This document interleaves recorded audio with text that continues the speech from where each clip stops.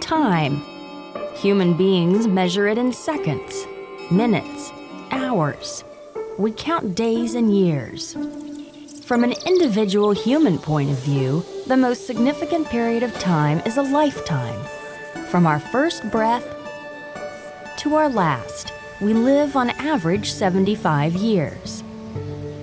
That's time on a human scale.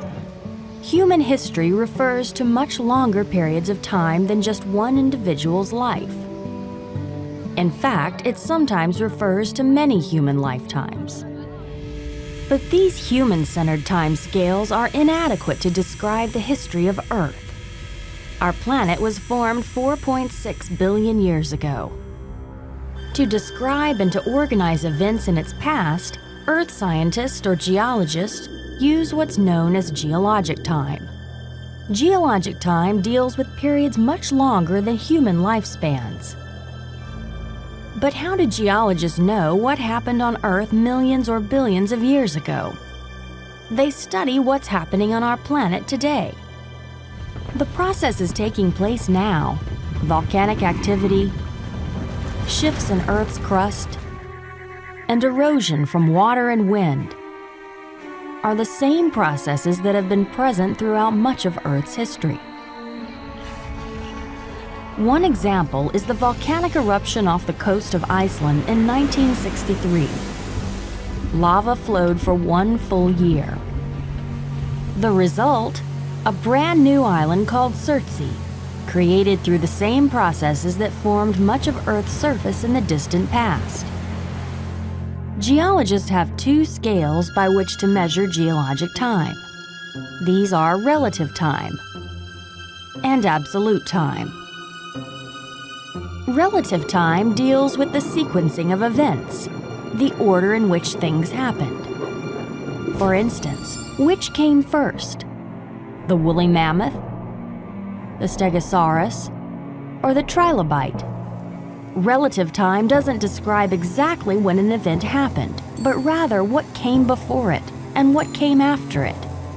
Relative dating provides a chronology. To determine the relative time of when an event happened or a particular organism lived, geologists study rocks. Earth's crust is made of many layers of rock. Usually the layers farthest from the surface are the oldest. The ones closest to the surface are the youngest. This is called the principle of superposition. Trapped inside many of the layers is evidence of organisms that existed at the time the rock was laid down, fossils. Scientists determine the relative age of an organism based on its position in the rock strata. That's relative time.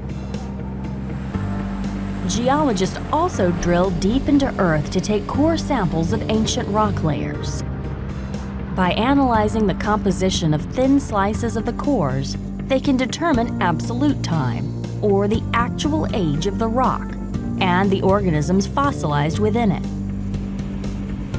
They can establish absolute time by measuring the radioactive decay of certain chemical elements in rocks that break down or decay over time. Uranium is one example. It decays into lead. Scientists know the exact rate at which the decay occurs. By measuring the amount of uranium and the amount of lead, they can determine the age of the rock and the fossils within it. In this case, bacteria.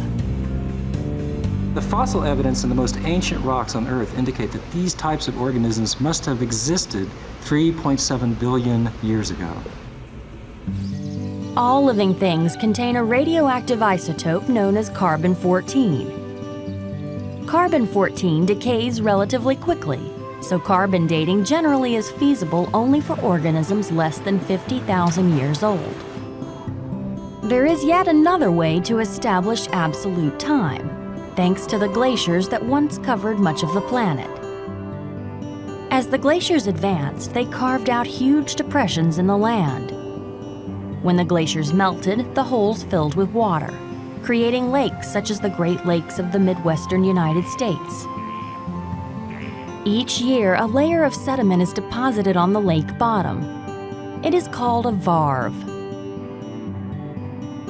The sediment deposited in summer is light-colored and coarse. Winter deposits are dark and fine-grained. Those differences make it easy to distinguish individual varves.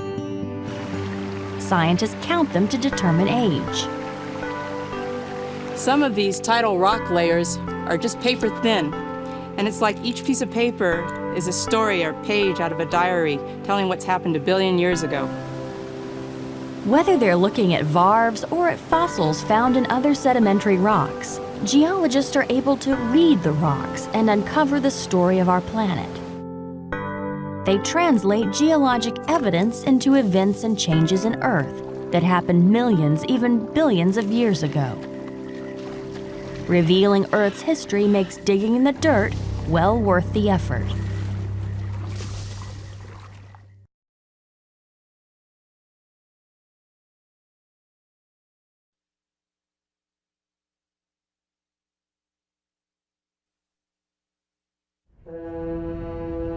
Many scientists think that about 65 million years ago, a huge meteorite struck Earth with tremendous force. It created an enormous fireball and a thick cloud of dust and debris that spread across the planet, blocking the sun for months. 75% of all living things perished, including the dinosaurs. What proof do scientists have to support this theory? The evidence is found in rocks. Meteorites contain an element known as iridium. It's extremely rare to find iridium anywhere on Earth, except near the impact craters left behind by meteorites. This is the Hoba iron meteorite in Namibia. It's the largest meteorite known on Earth. And like most meteorites, it contains the rare element iridium. And iridium has proven to be the clue, the connection between the impact event and the extinction of the dinosaurs. That's because all over the world, high concentrations of iridium have been found in rock layers that are 65 million years old. That signals a geological event of global proportions. So geologists use the information found in rocks to piece together the history of our planet. A lot of that information comes from what's encased in the rocks, fossils. Fossils form only under certain conditions. Most organisms die and decay without leaving a trace of their existence. In rare cases, an entire animal is fossilized. This spider died after being trapped in the sticky sap of an ancient tree. When it hardened, the sap turned to amber. But in the vast majority of cases, an organism was fossilized because it was quickly buried in sediment after it died. That prevented predators from eating its remains. Over a long period of time, the sediment turned to rock, and the organism decayed. But it left behind a record in the sedimentary rock, often an imprint of its shape. In the case of animals, usually it's only the hard parts that are fossilized, such as bones, teeth, or shells. The softer parts likely decomposed. Sometimes both plant and animal fossils are found together. The remains of a woolly mammoth that lived 20,000 years ago were discovered frozen in the permafrost of the Siberian tundra. Scientists believe the remains were buried in mud, preserving parts of the animal shortly after it died. In the mammoth's fur, they found the remains of plants, roots, stems, and microscopic grains of pollen. From those bits of information, scientists draw conclusions about the plants that existed at the time and the climate. They create a snapshot of what life was like in that region 20,000 years ago. As geologists discover more fossils and continue to study the rocks that blanket Earth, our understanding of the planet grows. Piece by piece, we know more about the geological events of the past and the history of life on Earth.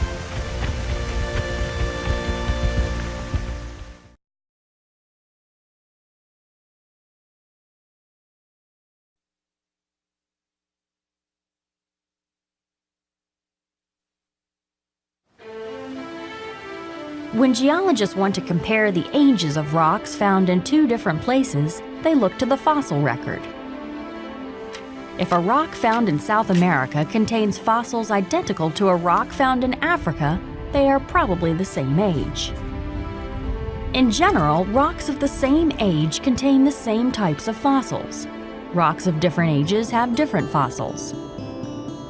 Over the past 4 billion years, there have been many changes in the types of fossils found.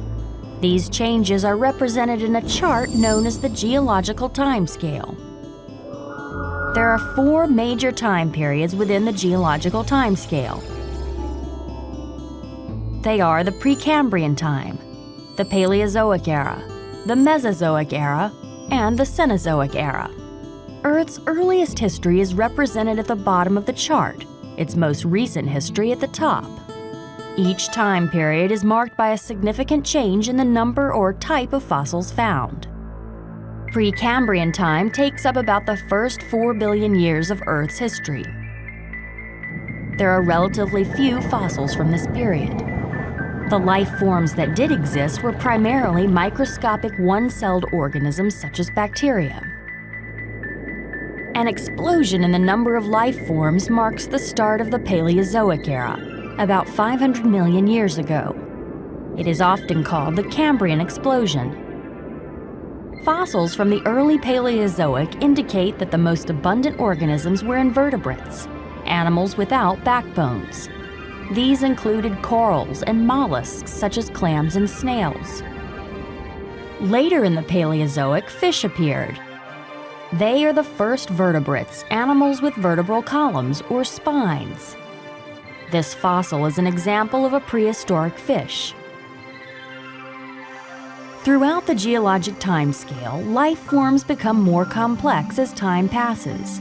About 300 million years ago, amphibians appeared. These creatures are capable of living both in the water and on land. Fossil records show that plants were abundant, largely because forests and swamps once covered great stretches of land. Eventually, reptiles appeared. These animals were the first vertebrates to live entirely on land. Late in the Paleozoic, about 245 million years ago, a major geological event occurred. Some scientists believe it was a series of huge volcanic eruptions. About 90% of species died out. It marks the most massive extinction in Earth's history. But it wasn't the last time that whole species were wiped out. The Mesozoic era began about 248 million years ago. Fossils and rocks from that period indicate that reptiles were dominant, including the dinosaurs. This period is often known as the Age of the Dinosaurs. During this era, birds and mammals appeared for the first time. And dramatic changes took place on Earth's surface. The breakup of Pangaea, which took place at the beginning of the Mesozoic. The so-called supercontinent eventually split apart, and over a very long period of time, the continents moved away from each other.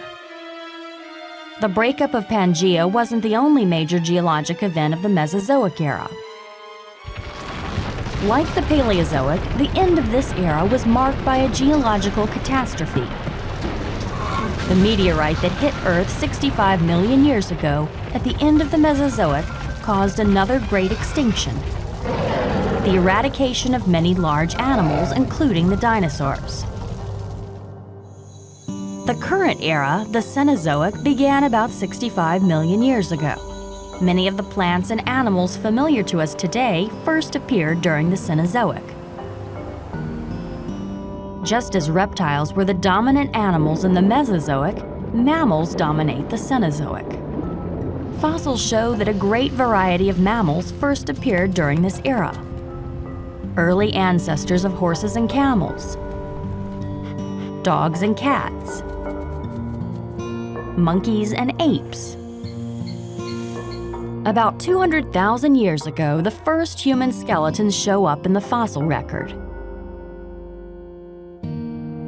Our tenure on Earth takes up a mere blip of geologic time. In the more than 4.5 billion years Earth has been around, it has been constantly changing. Building up, tearing down, undergoing the same geological processes it has since the planet was young.